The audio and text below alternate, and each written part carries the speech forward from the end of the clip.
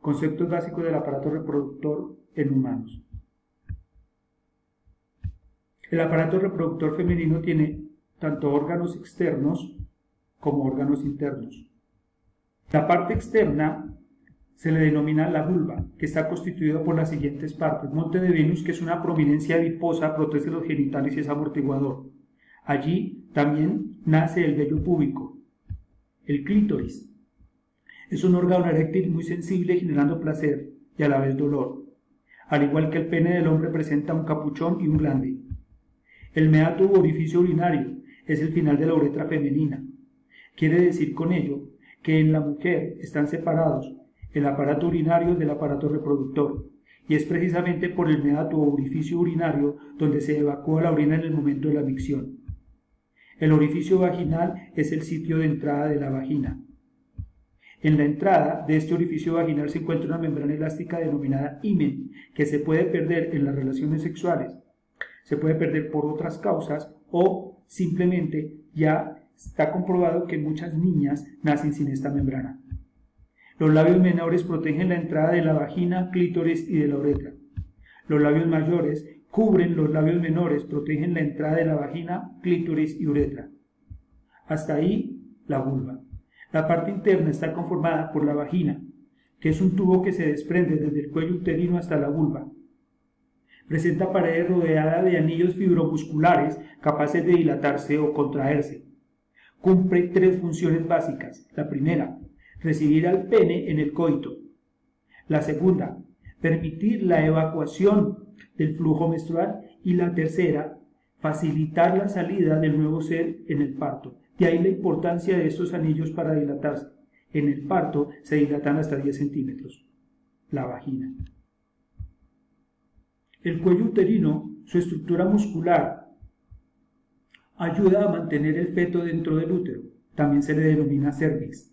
Este cuello uterino se dilata en el momento del parto y también en el momento de la evacuación del flujo menstrual.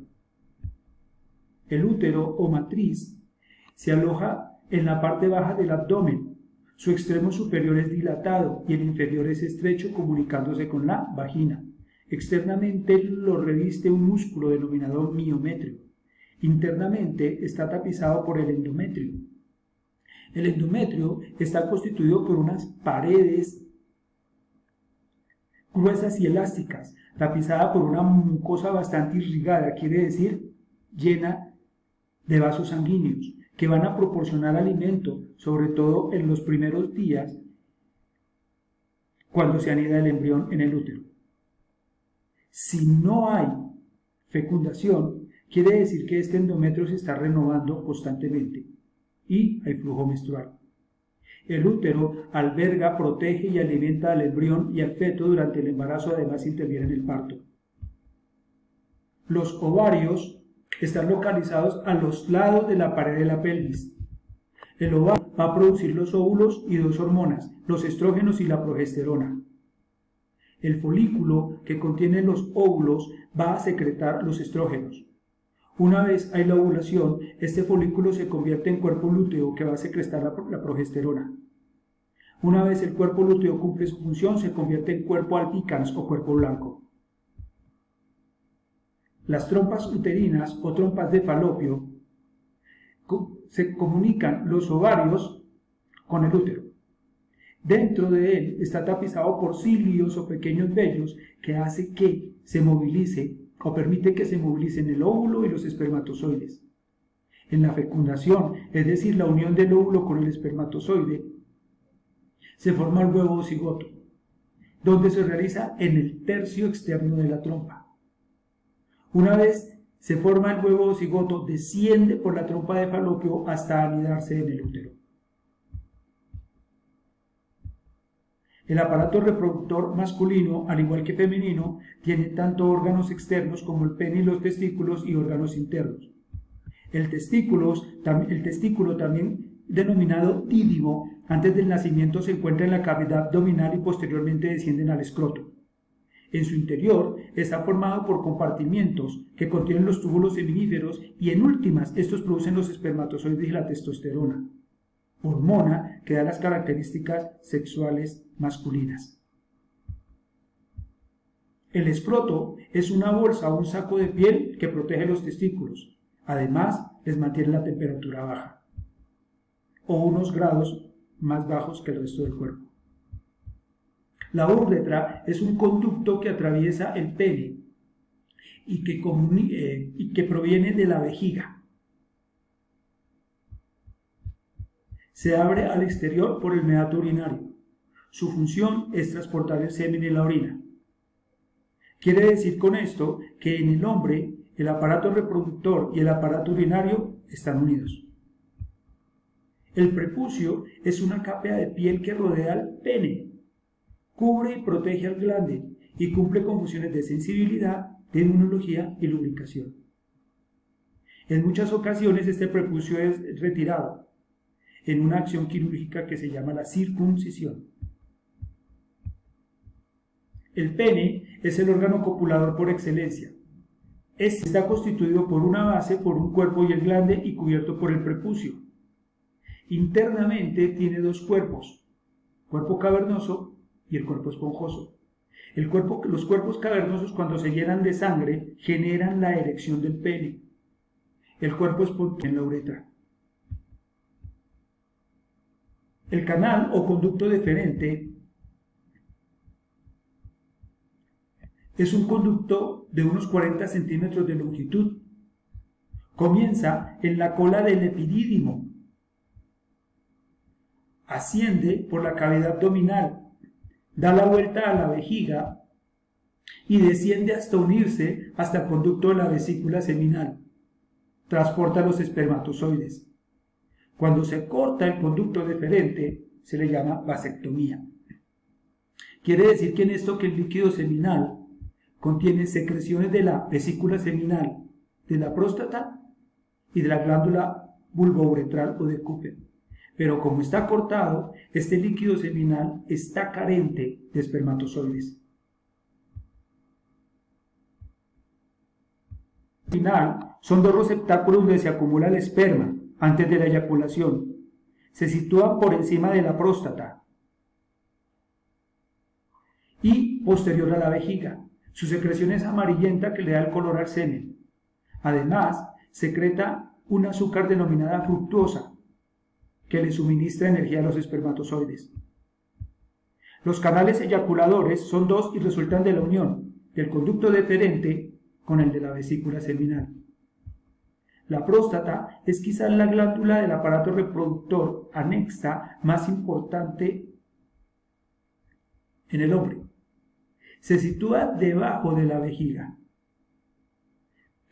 La atraviesa la uretra y secreta una sustancia de carácter alcalino de olor penetrante que tiene como función neutralizar la acidez provocada por la orina al pasar por la uretra. La próstata además produce antígeno, fibrinógeno, espermina y magnesio. Este último le da el aspecto lechoso al semen. La próstata en individuos mayores de 40 años sufre un agrandamiento que se denomina hiperplasia prostática. Debe ponérselo cuidado porque puede derivar en cáncer prostático. Las glándulas vulvouretrales o de Cooper secretan un líquido transparente y alcalino cuya función es bajar la acidez de la uretra. El epidídimo se denomina así porque rodea los dídimos o testículos. Es un tubo enrollado precisamente sobre el dídimo o testículo, formado por una cabeza, un cuerpo y una cola. La función es recibir los espermatozoides, almacenarlos y darles una funcionalidad. El recorrido de los espermatozoides es lo siguiente. Se generan en los testículos, llegan al epidídimo, ascienden por el conducto deferente, reciben las secreciones de la vesícula seminal, de la próstata y de las glándulas vulvouretrales o de Cooper. Se forma entonces el semen o líquido seminal y es evacuado por el pene en erección, cuando hay coito. Es importante recordar el funcionamiento eje hipotálamo-hipófisis y ovario en el ciclo menstrual. El ciclo menstrual comienza con la menstruación del día anterior. Es ahí cuando la hormona liberadora de la gonadotropina, secretada por el hipotálamo, activa la adenohipófisis para que ésta produzca la hormona folículo estimulante. ¿Qué hace eso? Estimular al folículo. Entonces, estimula el crecimiento de los folículos dentro de los cuales se encuentra el óvulo. Estos folículos van a secretar una hormona que llama estrógenos. Estrógeno significa estro, celo o calor. Es decir, aumenta el deseo sexual. Son las responsables de las características sexuales femeninas y preparan el útero, el endometrio, para la llegada del embrión en la fase preovulatoria. La hipófisis produce la hormona luteinizante. ¿Qué hace? Estimula ¿a quién? Al folículo, para que se rompa y se libere el óvulo. Así se genera la ovulación. Este folículo ya no se llama folículo una vez hay ovulación, sino se llama cuerpo lúteo o cuerpo amarillo. Este cuerpo lúteo o cuerpo amarillo secreta la progesterona. Esta progesterona prepara al útero, al endometrio, para la implantación del embrión en caso de que haya fecundación. Además, preserva el embarazo, por ello llama progesterona en pro de la gestación. Espesa la viscosidad del cuello uterino e impide la entrada de espermas y de bacterias. ¿Hay fecundación? Si no hay fecundación, entonces bajan los niveles de progesterona, bajan los niveles de estrógenos y viene la fase posovulatoria y llega de nuevo la siguiente menstruación.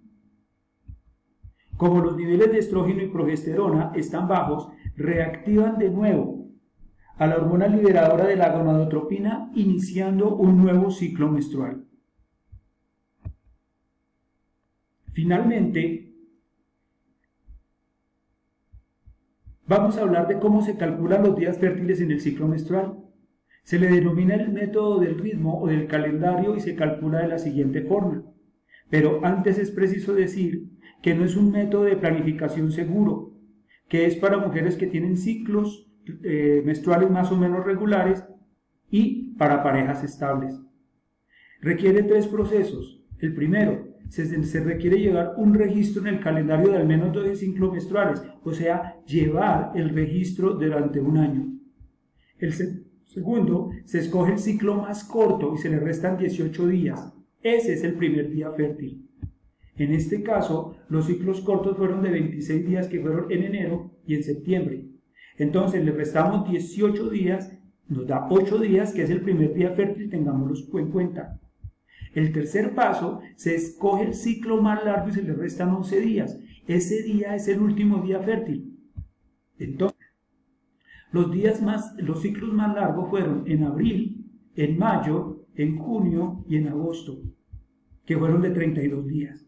A esos 32 días le restamos 11 días, nos dan 22 días, que es el segundo día fértil.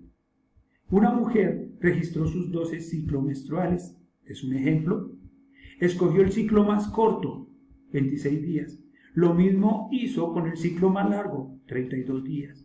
Entonces ella desea saber qué días son los días fértiles del presente, a sabiendas que el día primero le llegó la menstruación. ¿Qué debe hacer? Al día primero de la menstruación se le suma el primer día fértil. ¿Cuántos son? 8 días. Entonces 1 más 8, 9.